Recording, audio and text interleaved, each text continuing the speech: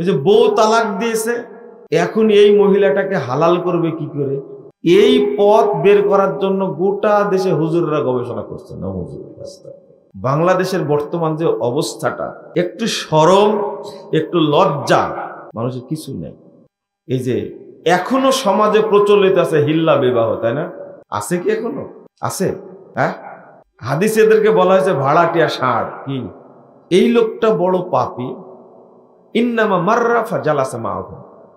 লোকটা এই রাস্তা দিয়ে যাচ্ছিল, এ বক্তব্য শোনার জন্য আসেনি, মাজলিসেও আসেনি, কিন্তু লোকগুলো দেখে সেও বসে গেছে। আপনি কি তাকেও মাফ করবেন? ফেরেশতারাই তো পাপ লেখে, তাই না? তারাই তো ভালো জানে কে কত বড় পাপী। তাই বলছেন যে এদের মধ্যে একটা পাপী লোক এসে বসে গেছে, খারাপ নিকৃষ্ট, আপনি কি তাকেও মাফ করে দিলেন? আল্লাহ রাব্বুল আলামিন বলছেন এবার ওয়ালাহু গাফারতু, আমি ওকেও মাফ করে দিলাম, আমি তাকেও মাফ করে দিয়েছি। সুবহানাল্লাহ।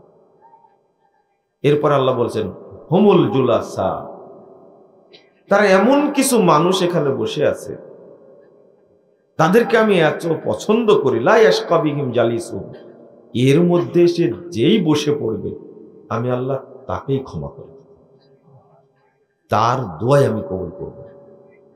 তাহলে যদি এই মাজলিসটা, এই ফজিলতটা জানতো মানুষ, যদি জানতো, তাহলে কেউ বাড়িতে থাকতো না। সবাই মনে করত যে আজকের দিনে যাই সেখানে আল্লাহ যেন আমাকে ক্ষমা করে দেয়, আল্লাহ যেন আমার পাপগুলো নেকি দ্বারা পরিবর্তন করে দেয়, আল্লাহ যেন আমার দোয়া কবুল করে। কিন্তু আমরা এটা বুঝি না। যারা এখানে উপস্থিত হতে পেরেছেন, এটা আল্লাহর বড় রহমত। এই জন্য আল্লাহ শুকরিয়া আদায় করতে হবে, আলহামদুলিল্লাহ। আবারও বলেন আলহামদুলিল্লাহ। আল্লাহ আপনাকে কবুল না করলে এই ধরনের মাজলিসে এই কোন শীতের মধ্যে আপনি আসতেন না। প্রথমত আল্লাহ আপনাকে কবুল করেছেন, দ্বিতীয়ত আল্লাহ আপনাকে তৌফিক দিয়েছেন, সামর্থ্য দিয়েছেন যে তুমি যাও। এই জন্য আল্লাহ শুকরিয়া আদায় করতে হবে, আলহামদুলিল্লাহ। আর যারা বাড়িতে বসে আছে এরা হলো হতভাগা। কি হতভাগা? তারা বুঝে না। আমি যে বিষয়টা নিয়ে আলোচনা করব, আপনারা সেটা মনোযোগ দিয়ে শোনার চেষ্টা করবেন। প্রথমত আমি আমাদের আকীদা নিয়ে কথা বলি। কি নিয়ে? আকীদা নিয়ে কথা বলি বেশি। আমি হালাল হারামের বক্তব্য কম দিই, খুব কম। আমি পর্দার বক্তব্য খুব কম দিই, বেশি বক্তব্য দিই আকীদা, মানহাজ, সালাত সম্পর্কে। কি সম্পর্কে? সালাত সম্পর্কে বলার চেষ্টা করি বেশি। আকীদার পরে, আকীদা সংশোধনের পরে মানুষের জরুরি সংশোধনের দরকার হলো কি? সালাত। কিন্তু সালাতের ব্যাপারে আমরা গাফেল। আমরা কি? গাফেল। আপনি যদি হাদিসগুলো একটু লক্ষ্য করেন তাহলে স্পষ্ট বুঝবেন যে আমরা কত নোংরামির মধ্যে আছি। সালাত পড়ি কিন্তু সালাতটা আল্লাহর কাছে কবুল হয় না। সালাত পড়ি তো সালাতের কোনো প্রভাব পড়ে না। কবুল হচ্ছে কিনা সেটা তো জানি না, তবে এটা তো জানছেন আপনি কি সালাতের কোনো প্রভাব আমার উপরে আপনার উপরে নাই। এটা তো বুঝতে পারছেন নাকি? সালাতের প্রভাব থাকলে তো মানুষ চেঞ্জ হয়ে যেত, ভালো হয়ে যেত। মুসল্লির সংখ্যা বাড়ছে বেশি, কিন্তু হারাম খাওয়া, দুর্নীতি করা, আত্মসাৎ করা, মিথ্যা কথা বলা, জেনা করা, সুদ খাওয়া, এগুলো কমছে না বাড়ছে? বাড়ছে। তাহলে লাভ কি হলো? আল্লাহ রাব্বুল আলামিন বলছেন ফাওয়াইলুল লিল মুসাল্লিন, মুসল্লিদের জন্য ওয়াইল। মুসল্লিদের জন্য কি ওয়াইল? ওয়াইলটা কি জিনিস? সাহাবীরা এই আয়াতের অনুবাদ করতেন ফাওয়াইলুল লিল মুনাফিকিন, যারা মুনাফিক মুসল্লি তাদের জন্য ওয়াইল। সূরা মারিয়াম 59 নম্বর আয়াতে আল্লাহ রাব্বুল আলামিন বলছেন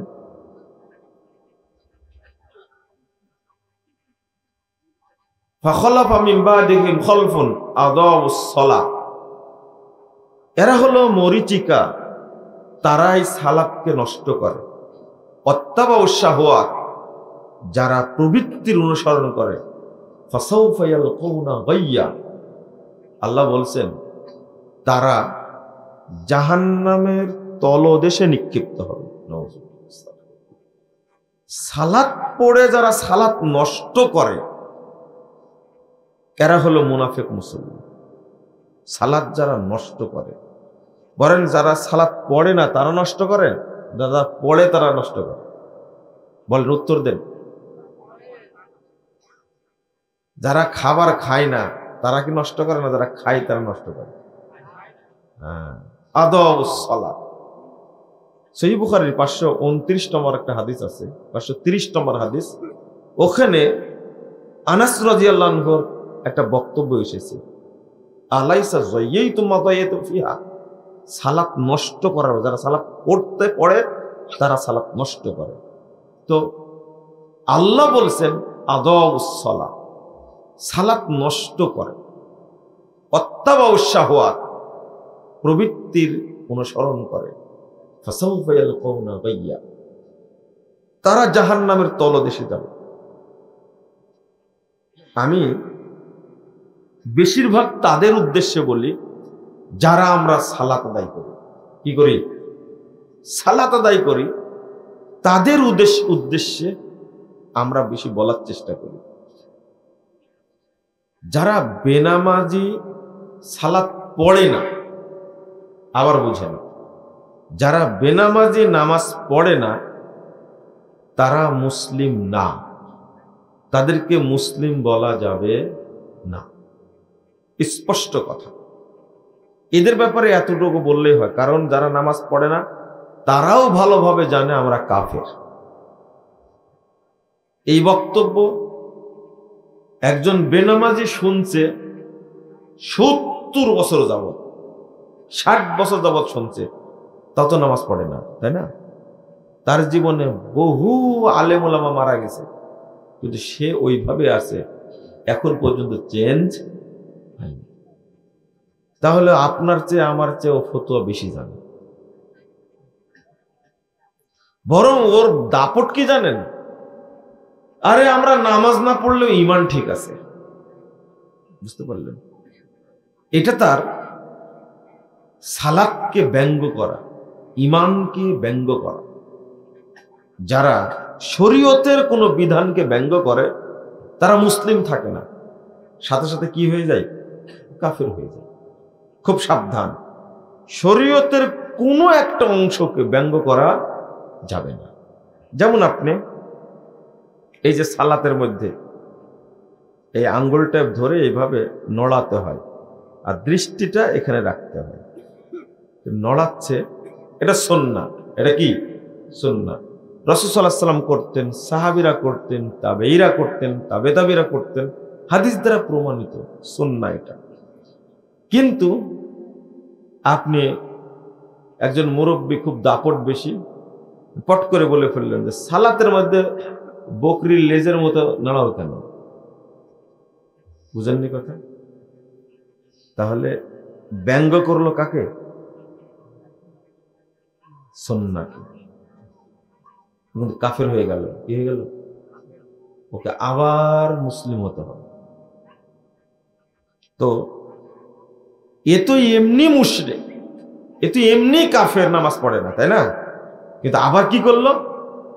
বলছে নামাজ না পড়লে ইমান ঠিক আছে। বুঝেন কথা? এই যে কথাটা বললো, এ কিন্তু অযোগ্য লোক না, এত সুন্দর করে গুছায় কথা বলতে পারবে না। মানুষ কত খারাপ। ছোট ভাই বড় ভাইকে ডাকছে ফজরের টাইমে, যেই চলো উঠো, আজান হয়ে গেছে, সালাত পড়তে যাই। তো বড় ভাই দরজা খুলে বলছে, ঘুমের ডিস্টার্ব করো কেন? তোমার সালাত তুমি পড়ো, আমার কবরে কি তুমি যাবে? আচ্ছা, এই লোকটা যে কথাটা বলল, এত যুক্তিপূর্ণ কথা বলল, ও যদি পাগল হতো, অশিক্ষিত হতো, মোটাহুশ যদি হতো, তাহলে বলতো না। কত সুন্দর যুক্তি দিয়ে কথা বলছে, তোমার সালাত তুমি পড়ো, আমার কবরে কি তুমি যাবা? এই কথাটা শোনার পরে ছোট ভাইকে, এই মুরতাদকে, এটা মুরতাদ, কিন্তু এটা কি মুরতাদ, এই মুরতাদকে আগামী 60 বছর একবারও বলবে না। ওর মুখের ভাষা এত খারাপ, আর বলবে না। বলবে যে ও জাহান্নামে যায়, ওকে ডাকা যাবে না। যে ভাষা জবাবটা দিয়েছে, আমার কবরে কি তুমি যাবা, এরপরের কোনো বক্তব্য আছে বলেন তো দেখি? মানুষ কত নিম্ন শ্রেণীর ভাই। যারা নামাজ পড়ে না, তাদেরকে শাস্তি করার জন্য আপনার কর্মসূচি দরকার। কি দরকার? বর্তমানে মানুষ আকীদা নিয়ে কোনো চিন্তা করে না। কি করে না? আকীদা নিয়ে চিন্তা করে না, সালাত নিয়েও চিন্তা করে না, শুধু মনে করে পড়লেই হলো। কি মনে করে? পড়লেই হলো। এখন সব ওই যে বউ তালাক দিয়েছে, এখন এই মহিলাটাকে হালাল করবে কি করে, এই পথ বের করার জন্য গোটা দেশে হুজুররা গবেষণা করছে না। যে বাংলাদেশের বর্তমান যে অবস্থাটা, একটু শরম, একটু লজ্জা মানুষের কিছু নেই। এই যে এখনো সমাজে প্রচলিত আছে হিল্লা বিবাহ, তাই না? আছে কি এখনো? আছে? হ্যাঁ, হাদিসে এদেরকে বলা হয়েছে ভাড়াটিয়া ষাঁড়। কি ভাড়াটিয়া ষাঁড়? যেটা শুনলাম, ইমামের পাহারায় বিয়ে দিছে, আর মিলন করানোর পরে বউ আবার ফেরত দিছে। বলেন এরা কি ইমাম? আপনারা বলেন হুজুর, কিন্তু আমি বলি কুকুর। এরা কুকুর বললেও কম বলা হয়, কারণ আল্লাহ বলেছেন কি, বালহুম আদল, তারা তার চেয়েও জঘন্য। আপনারা, এটা যদি উমরের যুগ হতো, তাহলে এদেরকে রজম করে একবারে বুক পর্যন্ত পুঁতে দিয়ে চারিদিক থেকে পাথর মেরে হত্যা করা হতো। বুঝছেন? যুগটা আসলে ওমরের যুগ না, এটা হলো ডক্টর ইউনূসের যুগ। বুঝতে পারলেন? কোন দিন ফিরে আসবে জানি না, তবে প্রত্যাশা করি আল্লাহ যেন দ্রুত ওই সোনালী যুগকে ফেরত দেন, যেখানে কোরআন সুন্নাহর বিধান কার্যকর হবে। না হলে এই সমস্ত এরা কি ইসলামের কর্ণধার? এরা মসজিদের ইমাম হতে পারে? যে ফালতু ফতোয়া দিয়ে 1 ঘন্টার জন্য বউটা আর একজনকে দিয়ে এটা হালাল করলো না হারাম করলো, বলেন তো দেখি? এই বাংলাদেশে এখন এই ফতোয়া চলতে পারে? ওই ইমামকে তো গ্রেফতার করার দরকার। ওই যে একজন পালায় বেড়াচ্ছে।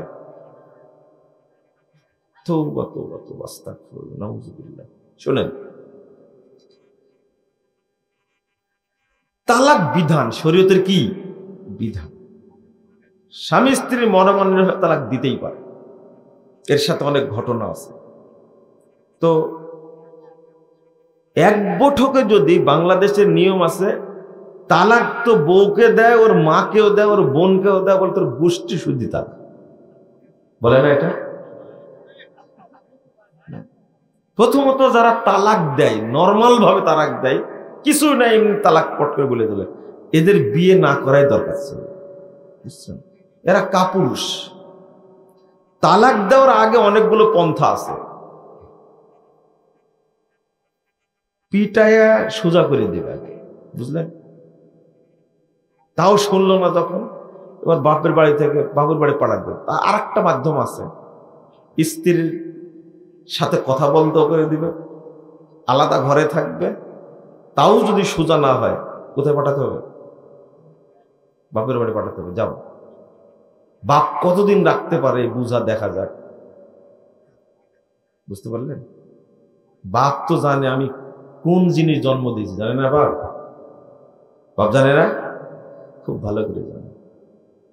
আর বাপের কাছে যেটা আছে ওটা যে কেমন, এটাও বাপ জানে। কিন্তু বুঝেন না কথা?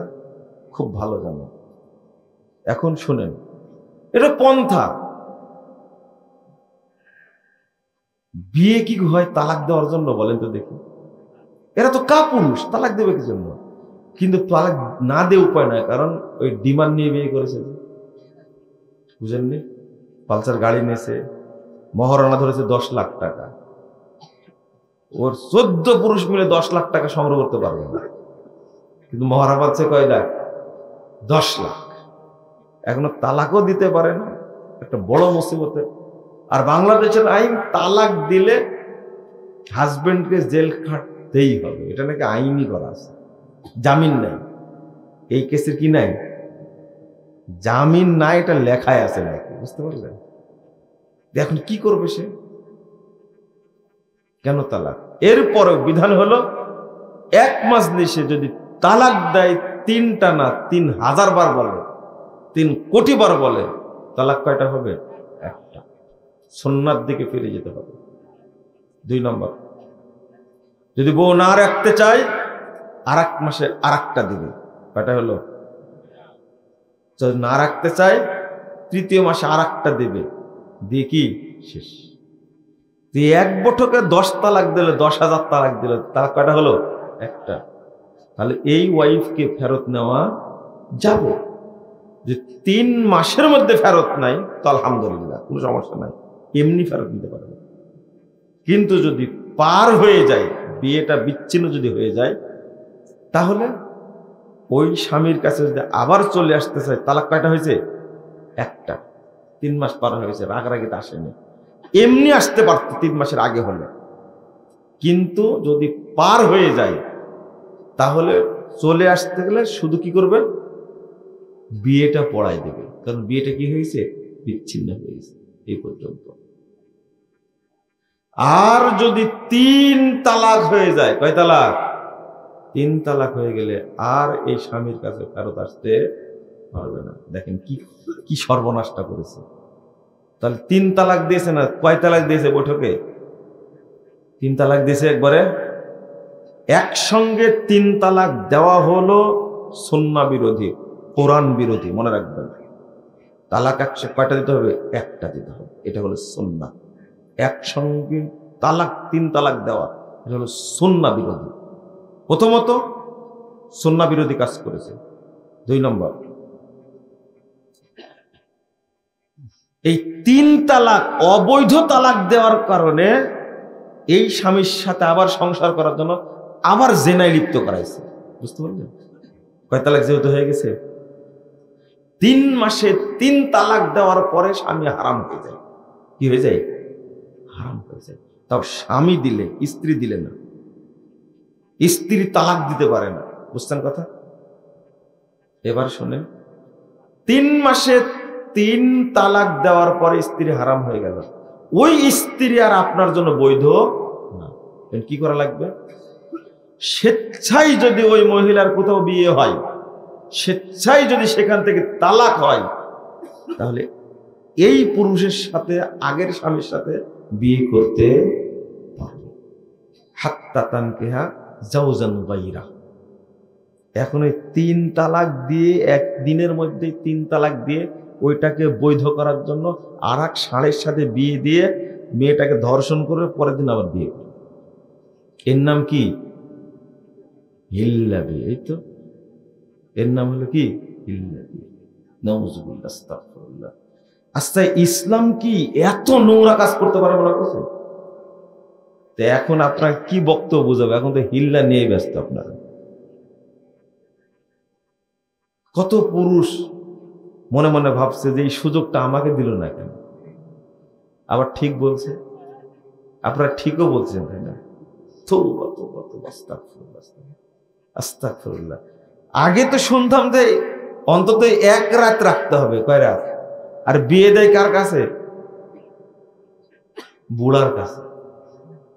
কার কাছে? বাংলাদেশে এই ধরনের কাজ হয়, হতে পারে কল্পনা করেন। আপনারা কি বুঝলেন? এই তালে থাকার দরকার নাই। গতকাল 16 ডিসেম্বর যায়নি? 16 ডিসেম্বরে যা করেছেন আপনারা, যা করেছেন, একবারে বান্দা ঘোড়া ছাড়া পেয়েছে, বুঝতে পারলেন? আনন্দ করলে কি এইভাবে করতে হবে আনন্দ? আমি কোনোদিন এটা দেখিনি। আর 16 বছর তো ছিলেন, 18 বছর তো ছিল না, তাই না?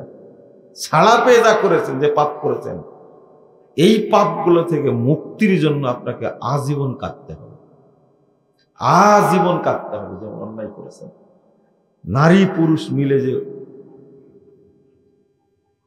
যে অবস্থা সৃষ্টি করেছিলেন, এই নিয়ে আমার কথা বলার দরকার নাই। আমি যে বিষয়ে কথা বলে ওর উপরে বলতে থাকি, দেখি কোনো কাজ হয় কিনা। নিঃসন্দেহে আপনার সালাত যদি আল্লাহর কাছে কবুল হয়, আপনি যদি মুসল্লি হন, তাহলে যে এই 16 ডিসেম্বরের কনসার্টে যেতে পারবেন? পারতেন না, পারতেন না। আল্লাহ রাব্বুল আলামিন বলছেন, ওয়াকিমিস সালাহ ইন্নাস সালাতা তানহা আনিল ফাহশাই ওয়াল মুনকার ওয়ালা যিকরুল্লাহি আকবার। সূরা আনকাবুত 45 নম্বর আয়াত। নিশ্চয়ই সালাত বাধা দেয় আনিল ফাহশা, যত ফাহিশা কাজ আছে সব কাজ থেকে বাধা দেবে। ওয়াল মুনকার, যত খারাপ কাজ আছে সবগুলো সালাত বাধা দেয়। আপনাকে বাধা দেয় না কেন? বাধা দেয় না কেন? এটা কোনোদিন চিন্তা করে দেখেছেন আপনি? দেখেননি, আপনি কোনোদিন ভাবেননি। আমি আপনাদেরকে ভয় দেখাই, বলি বারবার, আমরা সালাত আদায়ের ব্যাপারে গাফেল, উদাসীন। ফাওয়াইলুল লিল মুসাল্লিন আল্লাযীনা হুম আন সালাতিহিম কি সাহুন। উদাসীন যারা। আপনি উদাসীন কিভাবে হয়েছেন, গাফেল কিভাবে হয়েছেন, সেটা আপনাকে বোঝা লাগবে একটু। আর এই গইয়াটা কি, ওয়াইলটা কি? ইবনে মাসউদ রাদিয়াল্লাহু আনহু বলছেন, ওয়াদিন ফি জাহান্নাম, জাহান্নামের মধ্যে একটা উপত্যকা আছে, একটা অঞ্চল আছে, বাইদুল কর, যে জাহান্নামটা সবচেয়ে গভীর, খবিসুত্তম, যে জাহান্নামের খাদ্য হলো অপবিত্র, দুর্গন্ধযুক্ত পচা। নাউযুবিল্লাহ। তাহলে এটাকে জাহান্নামের সেল বলতে পারবে। জেলের মধ্যে জেল, তার নাম কি? সেল। তো এই জাহান্নামে যে সেল আছে, এই সেলের নাম হলো গাইয়া, এই সেলের নাম হলো ওয়াইল। এই সেলের মধ্যে থাকবে যারা মুনাফিক মুসল্লি, তারা। তাহলে মুনাফিক মুসল্লি সালাত কি কবুল হয়? সম্ভাবনা আছে। যার মধ্যে নিফাক থাকে, তার মধ্যে ঈমান থাকে না, ঈমান থাকে না। আমি শুধু সালাত আদায় করছি, শুধু সালাত আদায় করছি, কিন্তু একটুকু চিন্তা করি না আমি সালাতটা শুদ্ধভাবে পড়ি, ইখলাসের সাথে পড়ি। আমি চিন্তা করি না সালাতটা একটু যত্নের সাথে পড়ি, এই চিন্তাটা করি না। আগে হাদিসটা শুনে আপনাদেরকে আমি সালাতের কথা কেন বলছি, কেন বেশি বেশি বলি। রাসূলুল্লাহ সাল্লাল্লাহু আলাইহি সাল্লাম বলছেন, ইমাম সদরুদ্দিনের তিনি একটা হাদিস নিয়ে আসছেন, 410 নম্বর হাদিস, আর তিরাতের মধ্যে হাদিসের সনদ সহিহ। রাসূল সাল্লাল্লাহু আলাইহি সাল্লাম বলছেন, আউয়ালু মা ইউসাল্লুল আবদু ইউহাসাবু বিহি সালাতু, কাল কিয়ামতের মাঠে সর্বপ্রথম হিসাব নেওয়া হবে সালাতের, কার? সালাতের। ফাইন কবিলা মিনহু কবিলা সাইরু আমালি, যদি সালাত কবুল হয়ে যায় তো যত আমল আছে সমস্ত, অন্য আমল কবুল হওয়ার জন্য ফাউন্ডেশন কি? সালাত। সালাত শুদ্ধ হতেই হবে। এই জন্য আহলুল হাদিসরা সালাতের ব্যাপারে বেশি কথা বলে, কারণ সালাতটা যেন শুদ্ধ হয়।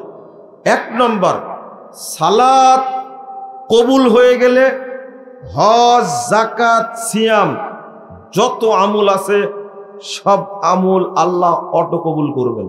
2, সালাত যদি তার সঠিক হয়, প্রকৃত যদি মুসল্লি হয়, তার দ্বারা ফাহেশা, অন্যায়, নোংরা কোনো কাজ সংগঠিত হবে না।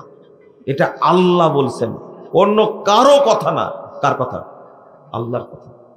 কিন্তু একজন মুসল্লি 50 বছর যাবৎ সালাত আদায় করছে, আপনি বলেন তো দেখি, আপনি বলেন এই লোকটা 50 বছর যাবৎ জেনা করে কি করে? বলেন।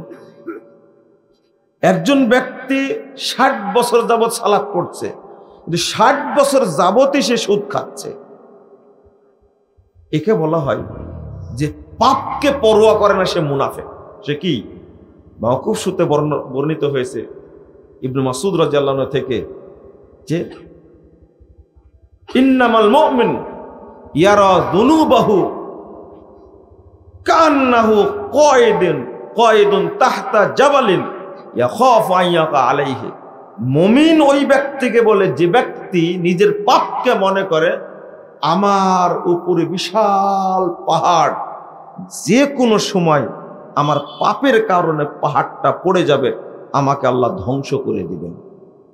এই ভয়টা যে ব্যক্তি করে, যার মধ্যে এই ভয় আছে, তার নাম কি? মুমিন। তার নাম কি? মুমিন। ওয়া আম্মাল ফাজির, আর মুনাফিক ওই ব্যক্তি ইয়ারা দুনুবাহু কাযুবাবিন মাররাল আনফি, আর মুনাফিক ওই ব্যক্তি যে ব্যক্তি পাপকে পরোয়া করে না, পাপ করতেই থাকে, পাপ করতেই থাকে। আর একটা মিলিয়ে নেন, নামাজ পড়ে সাথে সাথে পাপ করতেই থাকে, এ হলো মুনাফিক মুসলমান। বুঝলেন না মনে হয় কথাটা? নামাজ পড়ে মিথ্যা কথা বলে, নামাজ পড়ে মুনাফিকি করে, নামাজ পড়ে জেনা করে, নামাজ পড়ে আত্মসাৎ করে। যেমন একজন ব্যক্তি নামাজ পড়ে, পাসপোর্ট অফিসে চাকরি করে, সে দুর্নীতি করে। পাসপোর্ট অফিসে, সচিবালয়ে, এক কথায় সরকারের যত অফিস আছে বাংলাদেশে, কোন অফিসের লোক তার রক্ত হালাল এটা মনে হয় না, অথচ নামাজ পড়ে। মাথায় কি আছে? টুপি আছে, গায়ে পাঞ্জাবি আছে, আজান হলে মসজিদে যায়, কিন্তু বিদ্যুৎ অফিসে বসে হাজার হাজার কোটি কোটি টাকা তারা আত্মসাৎ করছে, সরকারের সম্পদ আত্মসাৎ করছে তারা। কাস্টমসে, ভূমি অফিসে, থানা বলেন, লা হাওলা ওয়ালা কুওয়াতা ইল্লা বিল্লাহ, জেলা বলেন, ইউনিয়ন বলেন, কোন জায়গাতে ঘুষ ছাড়া কাজ হয় না। ঘুষ ছাড়া কাজ হয় না, ঘুষ খাই। বলেন তো, নামাজ পড়ে ঘুষ খায়, এই মুসল্লি না মুনাফিক? মুনাফিক। আমি এটা বলতে চাচ্ছি, আপনি কি বুঝতে পারছেন? নামাজ পড়ে মিথ্যা কথা বলে, বলে মুসল্লি না মুনাফিক? মুনাফিক।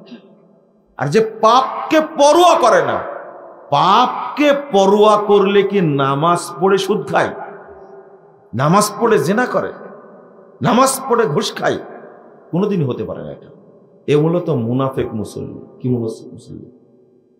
সেই সাথে আমি আর একটা কথা বলি যে আল্লাহ রাসূল সাল্লাল্লাহু আলাইহি ওয়াসাল্লাম বলছেন, ইন্নাল্লাহা ইউবগিজু কুল্লা আলিমিন বিদ-দুনিয়া জাহিলিন বিল আখিরা।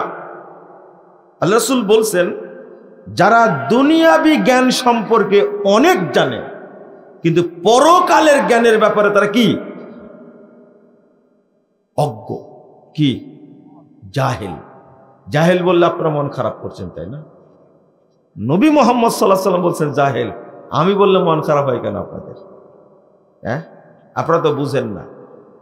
আল্লাহ নবী বলছেন, আপনি ভালো করে শুনেন, ইন্নাল্লাহা ইউবগিজু কুল্লা আলিমিন বিদ-দুনিয়া, যত মানুষ আছে যারা দুনিয়াবি জ্ঞান সম্পর্কে অভিজ্ঞ, প্রাজ্ঞ, পণ্ডিত, যেই হোক না কেন, কুল্লা আলিমিন, যত মানুষ আছে, মানুষের মধ্যে যত লোক আছে, যদি জ্ঞানী হয় তারা দুনিয়াবি ব্যাপারে আর দিন সম্পর্কে যদি না জানে, পরকাল সম্পর্কে যদি না জানে, তাহলে আল্লাহ নবী বলছেন সে জাহেল। আর এদের উপরে আল্লাহ রাব্বুল আলামিন গজব বর্ষণ করেন। কি বর্ষণ করেন?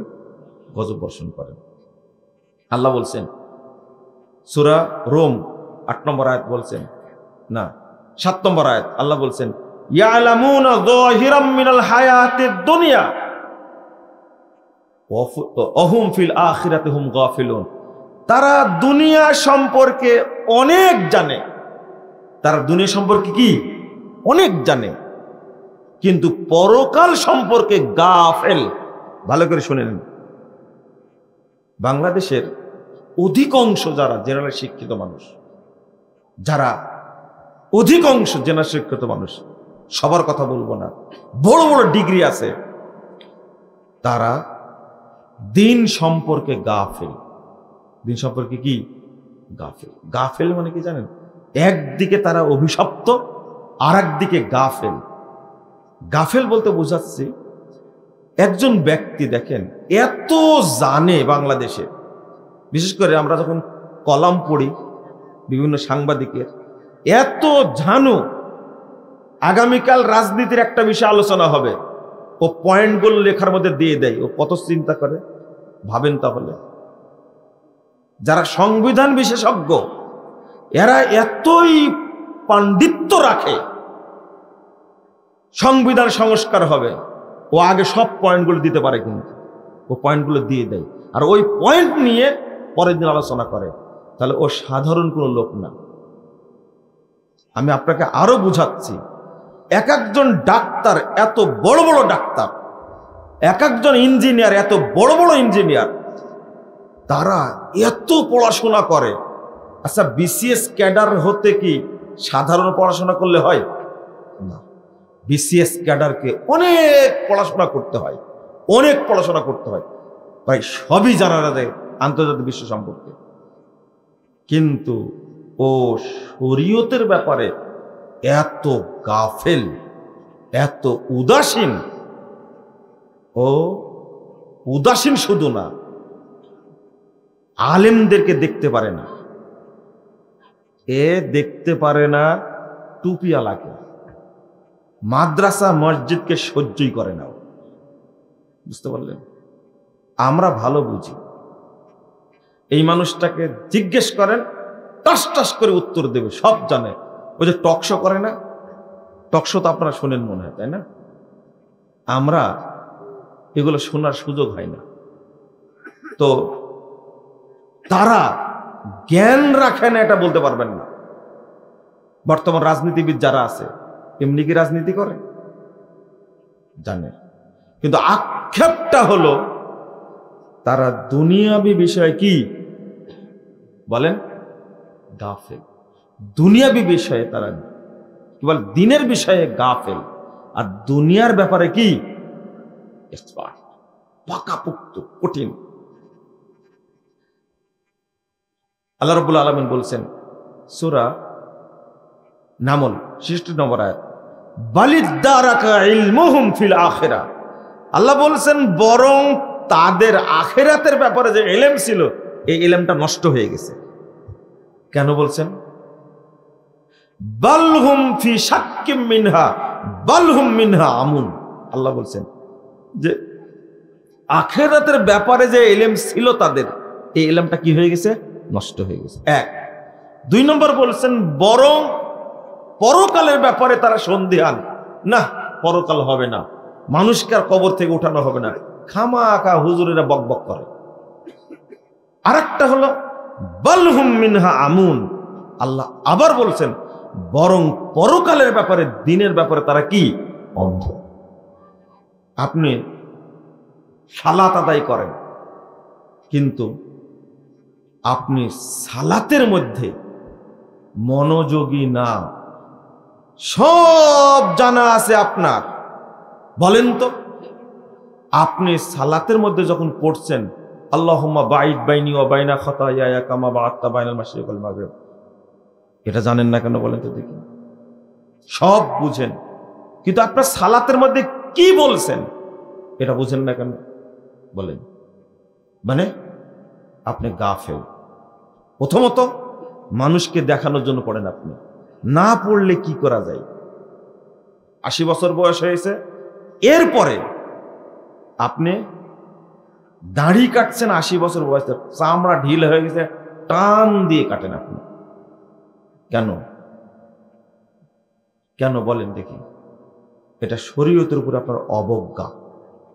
আপনি সব জানেন, কিন্তু জানেন না কি শুধু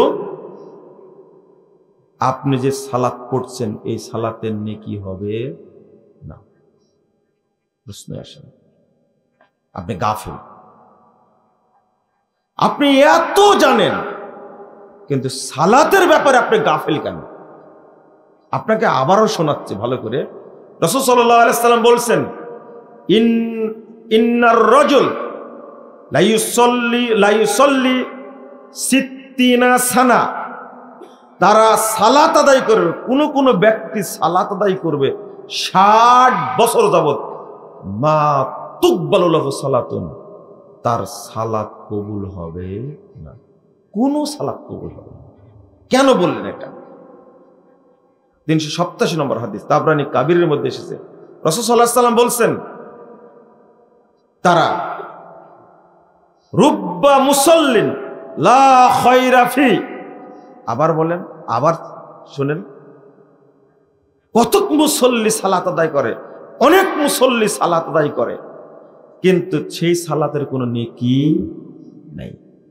রাসূল সাল্লাল্লাহু আলাইহি সাল্লাম বলছেন, রুব্বা মুসাল্লিন লা খলাকা লাহু ইনদাল্লাহি আযজা ওয়া জাল, বহু মুসল্লি সালাত আদায় করে কিন্তু আল্লাহর কাছে তার কোনো নেকি অংশ নাই। আপনি কি বুঝতে পারছেন কথাগুলো? বুঝেননি কথা? আচ্ছা বলেন তো, কোন মুসল্লিকে বললেন এইগুলো? আমার প্রশ্ন, কোন মুসল্লিকে বলছেন? সালাত পড়ে কিন্তু কি নাই? নেকি নাই, নেকি নাই। দেখেন, একজন দিনদার ব্যক্তি কিন্তু অশিক্ষিত, কি অশিক্ষিত, কিন্তু লোকটার মধ্যে তাকওয়া আছে। কি আছে? তাকওয়া আছে। ও কি সালাতের ব্যাপারে গাফেল বলেন তো দেখি? না না, আজকে একবারে আল্লাহর কসম করে বলছে আজকের কথা। আজকে সৈয়দপুর এয়ারপোর্টে নামছি, নেমে আমি সালাত পড়তে গেলাম এয়ারপোর্টের ছোট্ট মসজিদ, ওখানে সালাত পড়তে, আজকের কথা বলছি, আজকের কথা। তো আমি সালাত শুরু করে সূরা ফাতিহার মাঝামাঝি গেছি। সূরা ফাতিহার কি ভালো করে শুনি, মাঝামাঝি গেছি। আর একটা লোক এসে বসে গেল সালাত পড়তে, সাদা দাড়ি, প্যান্ট শার্ট পরা আছে। সে সালাত পড়তে গিয়ে শুরু করলো সালাতটা, যখন আমার সূরা ফাতিহা কি মাঝামাঝি। আমি কিন্তু বেশি সূরা পড়িনি, বড় সূরা পড়িনি, আমি সূরা ইজা জা নাসরুল্লাহ, সূরা নাসর পড়েছি আমি। বুঝতে পারলেন? এই লোকটা 3 রাকাত মাগরিব পড়লো। আল্লাহর কসম করে বলছি, 1 মিনিট যদি পার হয় তাহলে 1 মিনিট 5 সেকেন্ড হয়েছে। 1 মিনিট কয় সেকেন্ড হয়েছে? 5 সেকেন্ড হয়েছে। 10 সেকেন্ড মনে হয়নি। এটা আমি আল্লাহর কসম দিয়ে বলছি, আপনার কসম করে বলছি, এটা আমার দেখা। আমার পাশে সালাত পড়লো একাকি চেয়ারে বসে, হাইরে ভাই, রুকু করা, সেজদা করা, এরকম এরকম। কখন যে দোয়া পড়লো আমার জানা না। এটা 1 মিনিটের মধ্যে 3 রাকাত পড়ে আমি কিন্তু সূরা ফাতিহা পড়ছি, সূরা নাসর পড়ছি, এরপর রুকুতে গেছি। ও রুকু থেকে উঠতে উঠতে নাই। কি মা খালাকে চিনেন না আপনারা? তারা কি খুব উচ্চ শিক্ষিত? না, দেখবেন তাদের মধ্যে কত ইখলাস, কিন্তু কিছু জানে না, মূর্খ মানুষ। কিন্তু গাফেল কাকে বললেন আল্লাহ? এদিকে তাকান আগে। গাফেল কাকে বললেন? ইয়ালামুনা যাহিরাম মিনাল হায়াতিদ দুনিয়া ওয়া হুম ফিল আখিরাতি হুম গাফিলুন।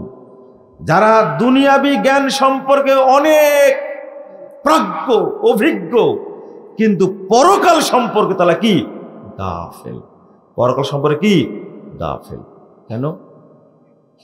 আপনি অবজ্ঞা করে সালাত আদায় করেন।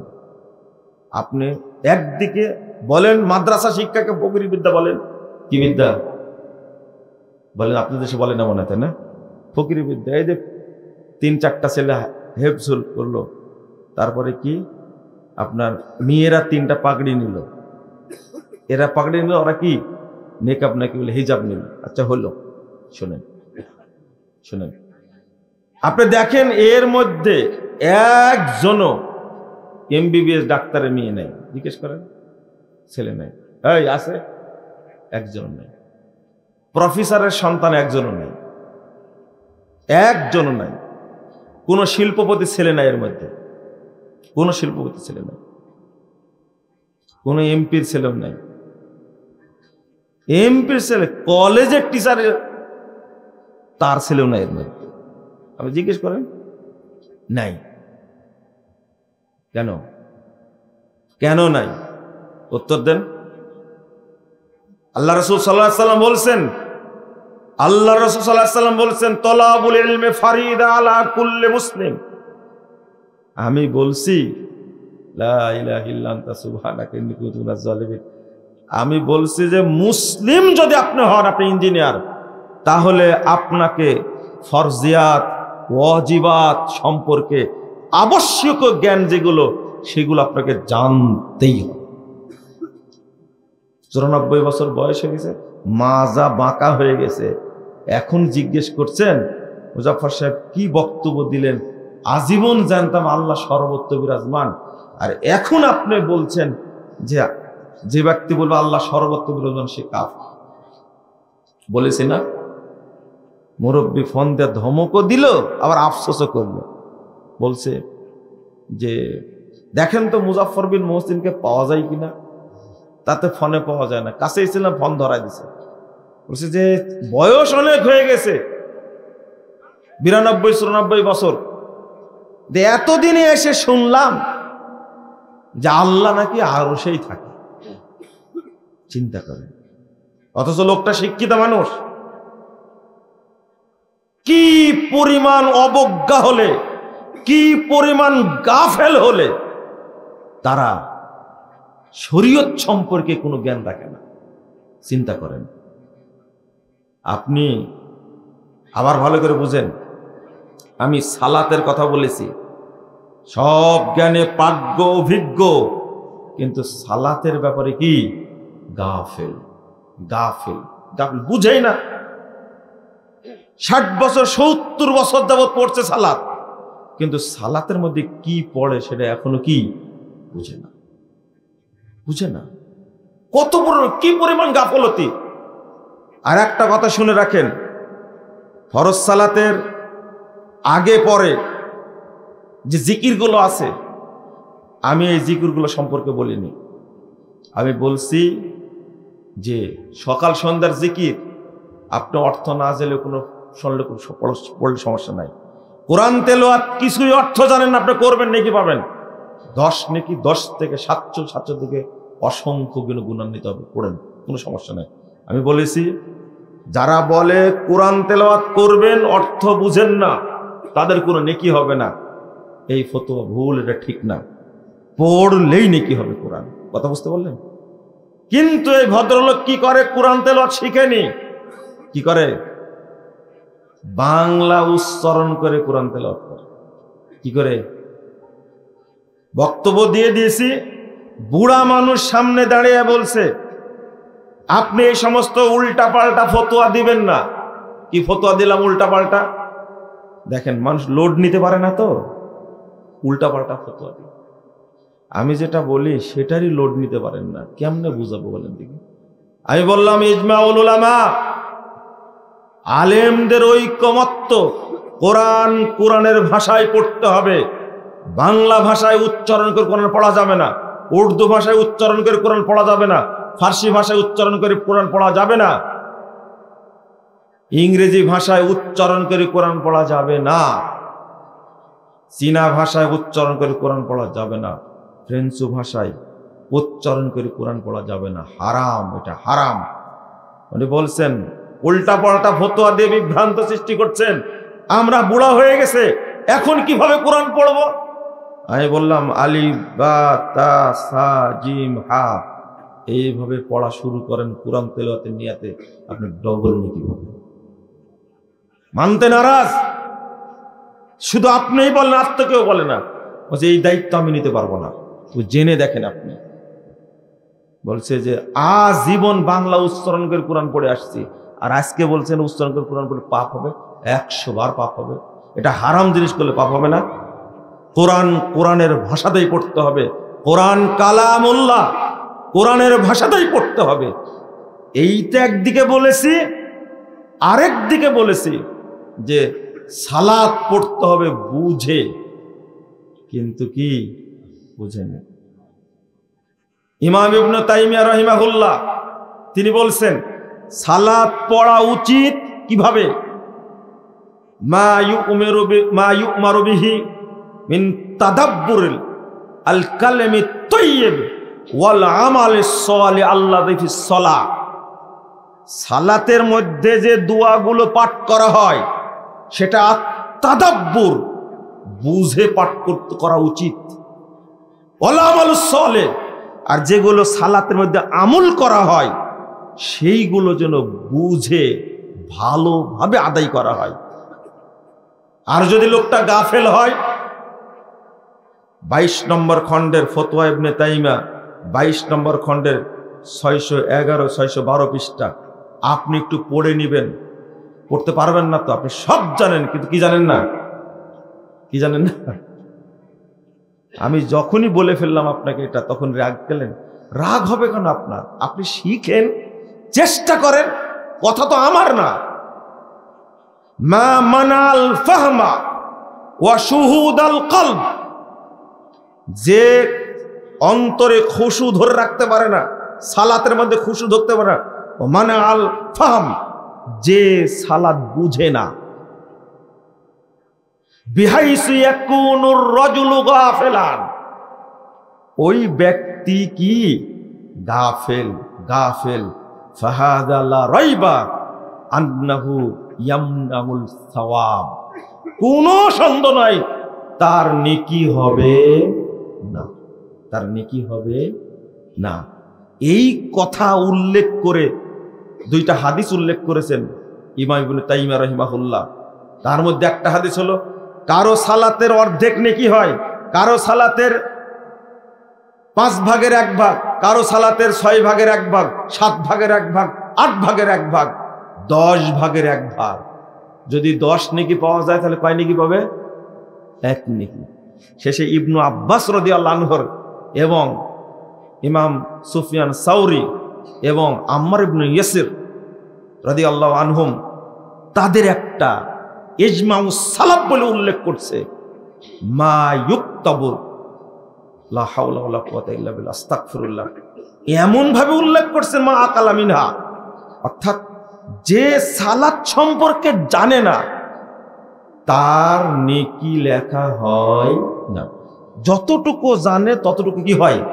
নেকি লেখা হয়। কথাটা আবার শুনেন তো, আপনি মনে বুঝতে পারলেন না, আবার শুনেন। আমি আপনাকে গাফেল বললাম, এর অর্থ হলো এই, আপনি সব জানেন কিন্তু সালাতের ব্যাপারে গাফেল কেন? আমাকে বুঝান, আমাকে বুঝান, গাফেল কেন আপনি? আপনি মূর্খ মানুষ, তাও গাফেল, একদিক থেকে গাফেল। আপনি কোন জমিতে কোন সময় সার দেওয়া লাগবে, কোন জমিতে কয় কেজি গম ফেলা লাগবে জানেন না? আপনি সব জানেন। আপনি গরুর খামার করেছেন, অশিক্ষিত মানুষ, কিন্তু গরু কিভাবে পুষতে হবে সব ভালো জানেন। আপনি গাই পালেন, অনেকগুলো দুধ কিভাবে হয় সব জানেন। আপনি জানেন না মানে কি? আপনি সব জানেন, কিন্তু আপনি সালাতের ব্যাপারে কি? গাফেল। লা হাওলা ওয়ালা কুওয়াতা ইল্লা বিল্লাহ। সালাতের ব্যাপারে গাফেল হওয়া যাবে না। আমি আপনাকে আরেকটা জিনিস বলছি, আমি যে হাদিসটা অনুবাদ করলাম আগে, হাদিসটা যেটা অনুবাদ করলাম সেটা হলো আরেকটা হাদিস আছে এখানে, মওকুফ সূত্রে আসছে, ইয়াতি আলান নাসে জামান, মানুষের সামনে একটা যুগ আসবে, একটা সময় আসবে, ইয়াস্তামিউন ওয়া ইয়াসাল্লুনা ফিল মাসাজিদ, মানুষরা দলে দলে মসজিদে যাবে, সালাত আদায় করবে, সব মসজিদ মুসল্লি দ্বারা ভর্তি থাকবে, ওয়ালাইসা ফীহি মুমিন, কিন্তু কোন মসজিদে একজনও ইমানদার পাওয়া যাবে না। কি বুঝলেন এর দ্বারা? মুসল্লি আছে কিন্তু কি নাই, কি নাই। আচ্ছা বলেন তো, ইমানবিহীন যে সালাত, এই সালাত কি কবুল হবে? আচ্ছা হাদিসটা শোনার পরে আপনাদের ভয় হয় না? তো মুসল্লি তো আমরাও, তাই না? মুসল্লি তো আমরাও। সালাতের ব্যাপারে আমরা যত্নশীল না। শোনেন, আল্লামা দেলোয়ার হোসেন সাঈদী রাহিমাহুল্লাহ জেলখানায়, তার সাথে যখন দেখা হলো, দেখা হওয়ার আগে 1 বছর আগেই একটা পত্র দিয়েছিলেন আমাকে। আমাদের একটা বই লেখা, জাল হাদিসের কবলে রাসূল সাল্লাল্লাহু আলাইহি সাল্লামের সালাত, এই বইটা পড়ে 2013 সালের 25শে ডিসেম্বর একটা পত্র দিয়েছিলেন আমাকে, 9 পৃষ্ঠার পত্র। তো উপরে লিখছেন শিরোনাম, ভুল সংশোধনে সফলতা আছে, ব্যর্থতা নেই, লজ্জারও কিছু নেই। আপনাকে শুনলেন কথাটা? শুনলেন কথা? আবার বলবো, ভুল সংশোধনে সফলতা আছে, ব্যর্থতা নেই, লজ্জারও কিছু নেই। কথা কি বুঝতে পারলেন? তো আমি ভূমিকার মধ্যে লিখছি, কিন্তু আমার স্মরণ নাই। তিনি একটা কথা বলছেন আমাকে, প্রথম দিন দেখা হয়ে অনেক কথা বলে, তার মধ্যে একটা কথা হলো, যে সালাত দুনিয়াতে মানুষের পরিবর্তন আনতে পারবে না, ওই সালাত পরকালে কোনো উপকার দিবে না। এবার বুঝতে পারলেন আপনারা? আমিও বুঝিনি। আর একটা বলতেন, মাঝে মাঝে বলতেন, বাবা আমার জন্য দোয়া করো, আল্লাহ যেন আমার 2 রাকাত নামাজ কবুল করে। কয় রাকাত? 2 রাকাত। আমি বলতাম, আল্লাহ যেন আপনার সব ইবাদত কবুল করেন। বলছেন না না, এত বড় দোয়া চাই না, শুধু দোয়া করবে আল্লাহ যেন আমার 2 রাকাত নামাজ কবুল করে। কিছুক্ষণ আগে হাদিসটা শোনালাম না, যদি সালাত কবুল হয়ে যায় তাহলে কি সব আমল অটো কবুল হয়ে যায়। কথা বুঝতে পারলেন? কিন্তু এদেশের মানুষকে আমি সালাত শিখাতে পারছি না। সালাত তারা সঠিকভাবে আদায় করতেই চায় না, বরং যারা সালাত পড়ে তাদের অবস্থা এতটাই নাজেহাল, এতটাই নাজেহাল। ইমাম ইবনুল কাইয়্যিম রাহিমাহুল্লাহ এই মুনাফিক মুসল্লির জন্য 6টা পয়েন্ট বের করেছেন। কয়টা দেখেন তো, এই 6টা পয়েন্টের মধ্যে কোনো পয়েন্ট আপনার মধ্যে আছে কিনা? একটা একটা করে বলি। 1 নম্বর শোনেন, আত-তাখাল্লুফ আনিল জামা, নামাজ পড়ে জামাতে পড়ে না। নামাজ পড়ে জামাতে পড়ে না, এই লোক তো আমাদের মধ্যে নাই, তাই না? জামাতে সালাত পড়া ফরজ, ওয়াজিব, পড়তেই হবে। সঠিক টাইম আজান হচ্ছে, আপনি মসজিদে গিয়ে সালাত আদায় করে নেবেন জামাতে। আর যেখানে হয় না সঠিক টাইমে, আপনি একাকী পড়ে নেবেন, হাদিসে একাকী পড়ার কথা আসছে। 2 নম্বর, তাখিরুস সালাহ, সালাত পড়ে দেরি করে পড়ে। কি করে পড়ে? দেরি করে। 1 নম্বর হলো কি, সালাত পড়ে কি জামাতে পড়ে না। হাদিস আসছে, মা ইয়াতাখাল্লাফু আনিস সালাহ ইল্লা মুনাফিকুন, মুনাফিকই কেবল জামাতে যায় না। বুঝতে পারলেন? মুনাফিক কেবল জামাতে যায় না। 2 নম্বর, সালাত দেরি করে পড়ে। 3 নম্বর, মুরাতুন নাস, মানুষকে দেখানোর জন্য পড়ে। 4 নম্বরটা হলো আল কাসালু ইলাইহা, সালাত পড়তে যায় কিন্তু অলসতা করে। কখন আজান হচ্ছে, কখন জামাত শুরু হচ্ছে, কখন একামত হচ্ছে, কখন ওয়াক্ত হচ্ছে, কোনো খোঁজ খবর নাই। এতই অলস, এ হলো মুনাফিক। কয়টা হলো? 4টা। 5 নম্বর, আল্লাহকে সময় দেয় না। এই যে আজকে কিছুক্ষণ আগে বললাম না, এত জোরে মারলো, সালাদটা পড়ে চলে গেল। দুই নম্বর না 6 নম্বরটা কি? রুকু সেজদা করে কাকের মতো, মুরগের মতো। এই 6টা ভালো অভ্যাস আপনাদের মধ্যে আছে না নাই? আমার মনে হয় সবার মধ্যে কোনোটা আছে, নাই? তাহলে অবস্থাটা কি হবে? সালাত পড়ে সালাত কবুল না হলে, সালাত পড়ে সালাতের প্রভাব বিস্তার না হলে অবস্থাটা কি হতে পারে? আমি এই জিনিসটা বোঝানোর চেষ্টা করি, আপনারা বুঝেন। সালাতটা শুদ্ধভাবে আদায় করতে হবে ইনশাল্লাহ। বলেন ইনশাল্লাহ। করবেন তো ইনশাল্লাহ? মনে হয় না। ইমাম সাহেবকে বলবেন আমাদেরকে সালাত শিক্ষা দেন, যেন সালাতের প্রভাবটা আমার উপরে পড়ে। আমি আগেই বললাম, সুদ এত বড় পাপ, কিন্তু মুসল্লি সুদ খায় কি করে? বরং মুসল্লি সুদ খাওয়ার পাশাপাশি বলে এটা সুদ না, এটা হলো ইন্টারেস্ট। এটা সুদ না, এটা হলো মুনাফা। এটা সুদ না, এটা কি? আরেকটা কি আছে? প্রফিট। এটা লভ্যাংশ। এটা কি না? সুদ না, এটা কি? লভ্যাংশ। আহারে, কত প্রতারণা করবে! মানে হারামকে হালাল জেনে খাচ্ছে, হারামকে হালাল করে খাচ্ছে। পায়খানা হালাল না হারাম? হ্যাঁ, হারাম, তাই না? যদি জাল দিয়ে খাই, আপনি যতই যুক্তি দিয়ে সুদ খান না কেন, কিয়ামত পর্যন্ত সুদকে হালাল করতে পারবেন না। হালাল করার কৌশল করাটাই ইমানের ঝুঁকি। কিসের ঝুঁকি? ইমানের ঝুঁকি।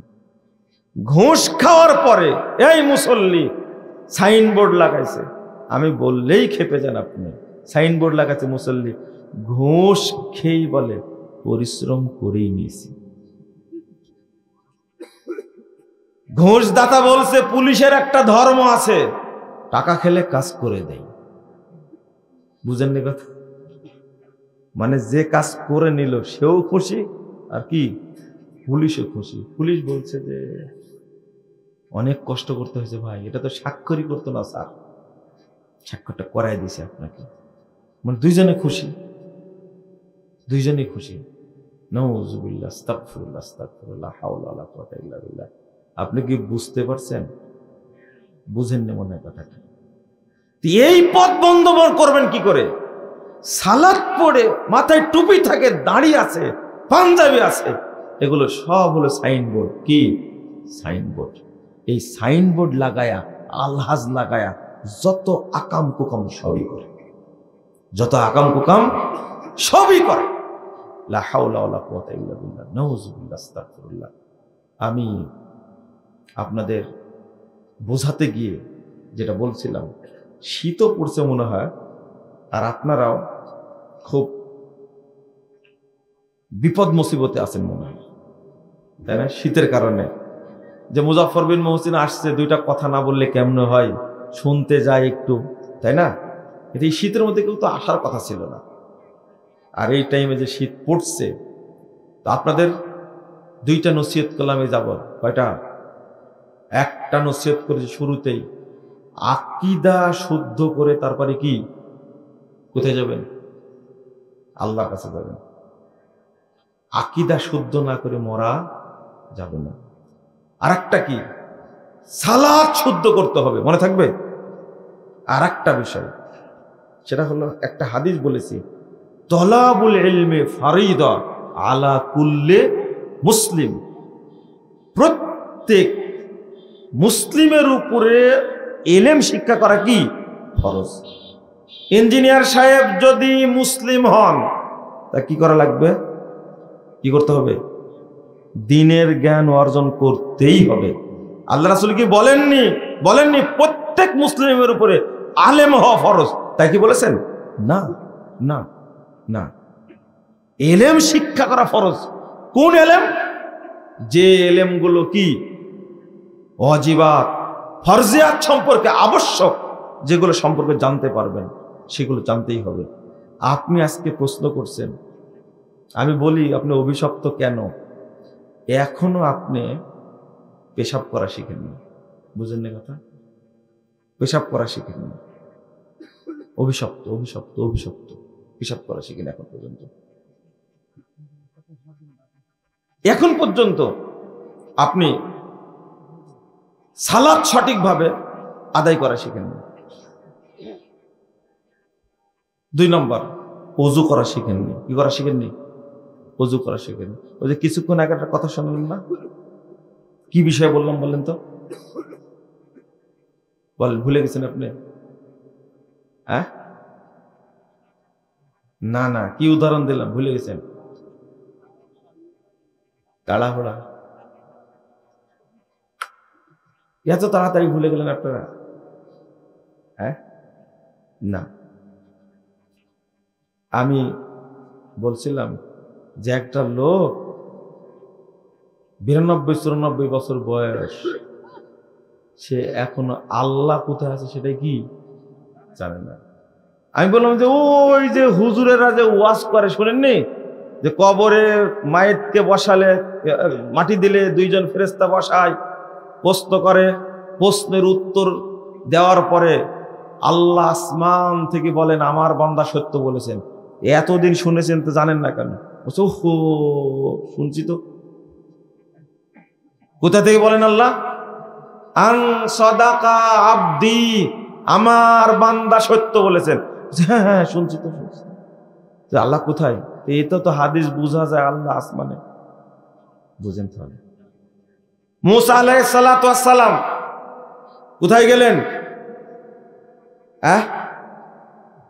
মুসা আলাইহিস সালাম কোন আসমানে আছেন বলেন তো দেখি? কোন আসমানে?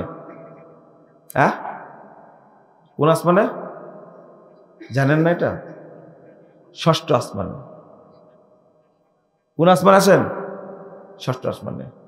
তো যখন আল্লাহ রাসূল সাল্লাল্লাহু আলাইহি সাল্লাম 50 ওয়াক্ত নামাজ নিয়ে আসলেন, দেখা হলো মুসা আলাইহিস সালাম, তখন কি বললেন? মুহাম্মদ যাও, পারবে না তোমার উম্মত। আবার ফেরত গেলেন। কোথায় যাচ্ছেন? আমেরিকা? কোথায়? কোন পর্যন্ত গেছেন আল্লাহ নবী সেটা বলেন না। 7ম আসমান শুরু হলো সিদরাতুল মুনতাহা পর্যন্ত না? সিদরাতুল মুনতাহা কোথায়? সিলেটে। সিলেটে কোথায়? উত্তরটা দেন না কোথায়? 7ম আসমানের উপরে। তো ওই পর্যন্ত গেছেন, এটা তো কোরআনেই আসছে, তাই না? সিদরাতুল মুনতাহা পর্যন্ত গেলেন একবার। কয় ওয়াক্ত কমালো? 5। আবার আসছে। মোহাম্মদ কয় ওয়াক্ত হলো? বলছে 45 হয়েছে। আবার যাও, পারবে না তোমার উম্মত। আবার গেলেন। কয়বার হলো? 2 বার। এত বড় মিথ্যা কথা বললেন। প্রথমে তো একবার গেছে, 50 দিয়েছে তখন। তারপরে আবার গেলেন, কত হলো? 2 বার। 5 কমালেন, কত থাকলো? 45। পরে আবার গেলেন, কত কমলো? আবার 5 কমলো, এবার 40 হলো। আর কত বাকি থাকলো? 35 থাকলো। কমাতে হলে কত? 35। আর কয়বার হবে? 5-7টা, আরো 7 বার। মনে পড়ছে? কয়বার হলো আল্লাহর কাছে গেছেন? মুসা আলাইহিস সালাম সাহেব দেখা করেই 9 বার গেছেন। আর প্রথমবার করে 1 বার। কোথায় যাচ্ছেন বলেন তো আল্লাহ রাসূল? কোথায় যাচ্ছে? লন্ডনে না সাদের দেশে? একটা ফাজলামিরও তো একটা সীমা আছে। আল্লাহ যদি সব জায়গায় থাকে, তো আল্লাহ রাসূল বারবার যাচ্ছেন আল্লাহর কাছে, আর কমানে আসতেন 5 করে। 5 যখন হয়েছে তখন বলছেন, মুসা আলাইহিস সালাম বলছেন, মুহাম্মদ আবার যাও, আমি উম্মত চড়াইছি, তুমি পারবে না। আসছেন কেন? তখন রাসূলুল্লাহ বলছে, আমি লজ্জা পাচ্ছি, আর আল্লাহর কাছে যাব না। ঘটনা ঠিক। মুসা আমারটা ঠিক আছে। এই জাতি এই 5 ওয়াক্তই পড়ে না। ঠিক, এই 5 ওয়াক্তের মুসা আলাইহিস সালাম কত অভিজ্ঞ ব্যক্তি, এই 5 ওয়াক্তে পড়ে না। আজকে সৈয়দপুর এয়ারপোর্টে এক ভাই সিকিউরিটি কত মহব্বত করে আমাদেরকে। আজকে তার ছেলে সন্তান হয়েছে, বুঝছেন? আমাকে দেখতে পেয়ে জোর করে, এর আগে অনেকবার চেষ্টা করেছে, কিন্তু আজকে মিষ্টি খাওয়ায় ছাড়ছে আমাকে, একটা মিষ্টি খেতেই হবে, আজকে ছাড়া না আপনাকে। এত মহব্বত, কত মহব্বত তার ঠিক নাই। প্রথম সন্তান হয়েছে, ছেলে বাবু হয়েছে, বুঝছেন? নাম রাখছে মূসা। কি? মূসা বিন মোহাব্বত, বুঝছেন? মূসা বিন মোহাব্বত। ফিলিংসটা কি জানেন? মূসা নাম রাখলে মাশাআল্লাহ, ওদের সর্বাধিক কোরআনে সবচেয়ে যে নবীর নাম বেশি উচ্চারিত হয়েছে সেটা হলো মূসা আলাইহিস সালাম। এই জন্য আমার ছেলের নাম রাখছে কি? মূসা। আর আপনি রাখলে বলবেন কি? স্প্রিং, বল্টু, পল্টু, নাট, এগুলো রাখবেন আপনি, তাই না? সুমন, কুমন, ছেঁচড়া, এইগুলো রাখবেন না, পচা। কিন্তু একজন জেনারেল শিক্ষিত মানুষ, তার মধ্যে ফিলিং যেটা দেখেন, বলছেন যে সবচেয়ে বেশি যে নবীর নাম কোরআনে উচ্চারিত হয়েছেন তিনি হলেন মূসা আলাইহিস সালাম। আমি আমার বাচ্চাটার নাম যদি মূসা রাখি তাহলে কি ভালো হবে? তাও জিজ্ঞেস করছে। বলেন তো, এই লোকটা জেনারেল শিক্ষিত, কিন্তু অহংকার আছে ভিতরে। কি বুঝলেন? ভক্তি কত! আরে কিছু ধরতেই দিচ্ছে না, ব্যাগ নিচ্ছে, খাওয়াবে, গাড়ি পর্যন্ত উঠাই দিল, কোনো সমস্যা নাই তার। আবেগ আর অনুভূতি কি জেনারেল শিক্ষিত মানুষ। বলেন তো, এই লোকটা কি গাফেল? জাকির নায়েক তো ডাক্তার একজন, তাই না? জাকির নায়েকও কি ডাক্তার, তিনি কি গাফেল? কত হুজুরের চেয়ে বড় পরহেজগার তিনি, জানেন না আপনি? আপনি কি কি মনে করেছেন আপনি? লা হাওলা ওয়ালা কুওয়াতা ইল্লা বিল্লাহ। আল্লাহ যেন আমাদের বুঝার তৌফিক দান করে। কথা বুঝতে পারলেন? এগুলো মনে রাখবেন ইনশাআল্লাহ। রাত অনেক হয়ে গেছে, এখন ছেড়ে দিচ্ছি।